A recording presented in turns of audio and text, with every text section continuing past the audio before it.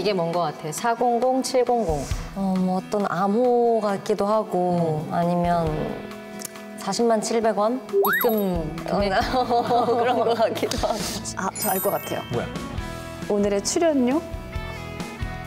나쁘지 않아. 나쁘지 않은데? 이 숫자는 바로 한 사람이 책임지고 살려야 했던 환자들의 침대 개수야.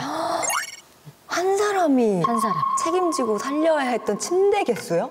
일단은 살려낸다는 것 자체도 너무 대단한 일이지만 이렇게나 많은 사람들이 다쳤다라는 거는 굉장한 일이 있었나 본데요? 하루에도 수백 명, 많게는 수천 명씩 세상을 떠나게 만들었던 이 나라의 비극.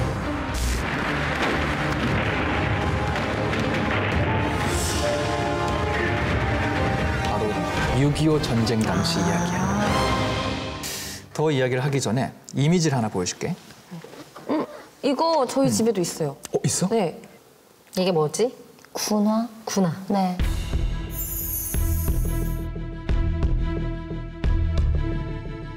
수많은 사람을 살리는 자리에 이 신발을 신고 가셨대.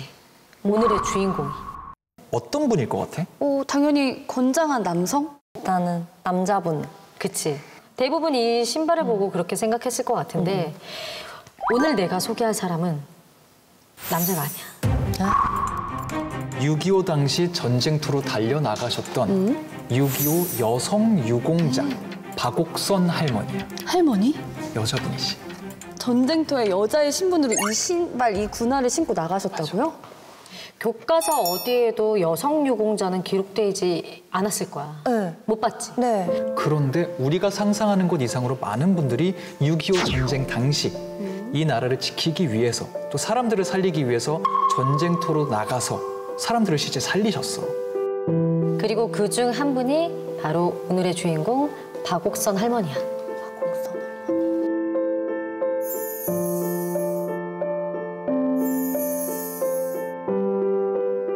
그래서 오늘은 이 박옥선 할머니가 어떻게 이 수많은 생명을 구할 수 있었는지, 그리고 이 사이즈에도 맞지 않는 이 큰 신발을 신을 수밖에 없었는지 오늘 너에게 들려줄게. 이 땅에 전쟁이 터졌구나.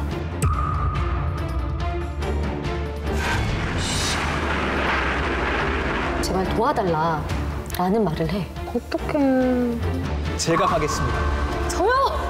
그냥 이렇게 손들고 자원했을 것 같은 그런 생각이 들거든요. 얼굴 반이 아예 함몰된 군인이 실려오신 거야. 이 하나뿐인 아버지의 임종을 지키지 못한 거야. 이 나라를 지키기 위해서 뭐라도 해야 되지 않겠습니까? 그 용기가 진짜 너무 대단한 것 같아요. 대단한 거지. 네. 아, 대박이다. 대단하시지?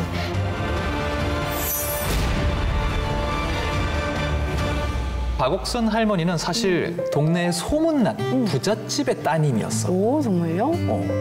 어머님이 일찍 돌아가시고 오빠도 병으로 일찍 세상을 떠나시면서 아버지 입장에서는 박옥선 할머니가 소중한 외동딸이자 세상에 단 하나 남은 유일한 혈육이기도 했지. 진짜 딱 한 명뿐인 혈육이네요. 진짜 막 다를까 아를까 막 전전긍긍하셨을 것 같은데. 물론 어머님은 안 계셨지만 이 자신을 키워준 유무를 엄마처럼 따르면서 할머니는 잘 자랐대. 그리고 이 외교관을 꿈꿀 정도로 학교에서 정말 열심히 공부하는 학생이었다고 해. 와, 똑똑하시고 공부도 잘하셨구나. 그런데 그렇게 하루하루 꿈을 향해 나아가던 박옥선 할머니의 삶에 균열이 조금씩 생기기 시작해. 할머니가 18살 때의 일이야. 네. 그날 학교 때문에 교복을 맞추러 시내를 걸어가고 있었어. 근데 뭐 여느 날처럼 그냥 보통의 날이었을 것 같은데 뭐 어떤 일이 생겼을까요? 그날 정말 큰 사건이 할머니의 삶을 송두리째 바꿔놓게 돼. 교복을 맞추러 시내를 걷고 있었는데 헬리콥터가 막 날아들면서 전단지를 마구 떨어뜨리는 거야. 거기에는 이런 문구가 적혔어. 남침, 휴가, 외출 빨리 귀대. 일반 시민 집에서 라디오 귀 기울여. 할머니는 한달음에 집으로 달려갔어. 그리고 짐을 챙겼지. 근데 만약에 이런 상황에 네가 놓인다면 가장 뭐부터 할 것 같아? 일단은 먹을 거랑 먹을 거. 돈? 저 무조건 휴대폰. 중요하지. 쓰면 못 살잖아요. 너무 중요하지. 네. 그 당시에 할머니는 가장 먼저 책가방을 챙겼어. 이해가 안 가지? 가방이요? 진짜요? 그러니까 상상 이상으로 학구열이 강하신 분이었고 이런 위급 상황에서도 이 상황이 지나가면 나는 외교관이 될 것이다. 라는 본인의 꿈을 끝까지 놓지 않으려고 하는 소녀였지. 오, 깜짝이야. 불이야! 불이야! 전쟁통에 불났다! 서울 시내가 불바다가 되어버렸던 거야. 그래서 할머님이 너무 돌아가고 싶었던 학교가 통째로 불타서 없어진 걸 보게 된 거지. 이 보통의 사람이라면 전쟁의 상황이고 이 학교가 막 불타버린 상황이라면 공부할 생각을 누가 해? 못하죠. 그냥 바로 도망갔을 텐데 하지만 박옥순 할머니는 임시학교인 서부 훈육소까지 가서 공부를 했어. 그 상황이에요? 응, 그 당시. 난 공부를 해야겠다. 그런 마음을 가진다는 것 자체가 그 학구열에 대한 열정이 정말 엄청나신 분이었던 것 같고 어느 날 이 2명의 간호장교가 학교에 찾아온 거야. 지금 38선에 사람이 없어서 우리 군인들이 죽어가고 있습니다. 당신의 미래를 위해서 공부를 하는 것도 너무 중요하지만 한 번쯤은 이 나라를 위해서 힘을 보태주지 않겠습니까? 이 국군 간호사관학교에서 2기생을 모집하고 있으니 제발 도와달라라는 말을 해. 지금 그런 학구열이라면은 저요! 그냥 이렇게 손들고 자원했을 것 같은 그런 생각이 들거든요. 그 순간 할머니는 손을 번쩍 들어. 제가 가겠습니다. 박옥선 할머니가 쉬지도 않고 대답을 해. 대뜸. 그렇게 해서 제일 먼저 내가 가겠다 말씀을 하시거든. 피난통에 우리가 안양 수원 정도 내려가니까는 벌써 인민군이 우리가 앞장서서 갔기 때문에 섹스기 비행기에서 폭탄을 떨어뜨리면은 군인이 죽는 게 아니라 애매한 민간인이 죽는 걸 수도 없이 봤거든요. 그걸 봤을 때 과연 간호장교들의 말이 옳구나 싶어가지고 그것이 간호장교 시작으로 일을 시작하게 된 것입니다.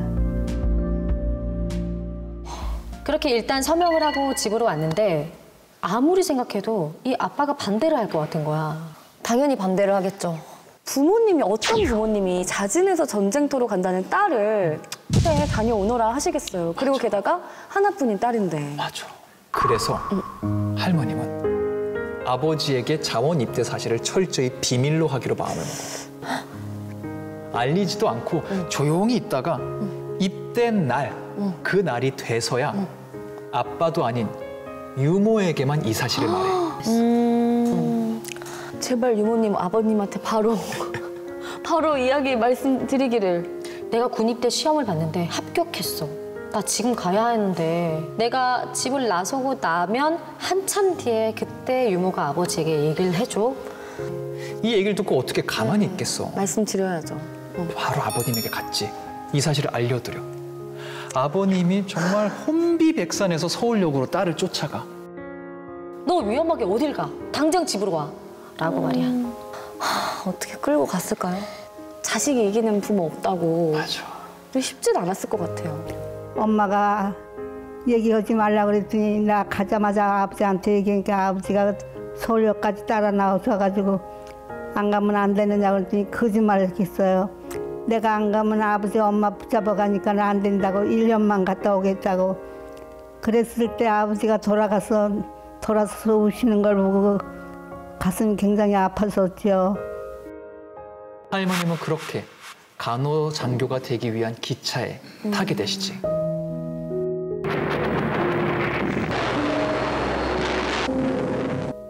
(51년도) 4월 23일 날 입교해가지고 53년 4월 23일 날 소임관해가지고 제주도 훈련소 98 육군병원에 배속돼서 근무 시작했습니다.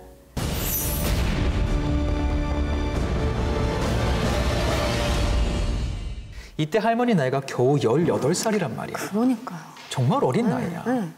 열정으로 결정은 내렸지만 막상 부모님 품을 떠나서 살아보는 게 처음 하는 거야. 근데 이게 군대 훈련소야. 너무 빡빡한 훈련 일정에 굉장히 고생을 많이 하셨다고 그쵸. 그래. 네, 하지만 그렇게 훈련을 받고 투입된 현실은 더욱더 암담했대. 이 실려오는 사람들은 너무나도 많은데 침대는 너무나도 부족하고 운동장에 가마니 같은 거를 깔아서 눕혀둘 정도로 더 열악했다고 해.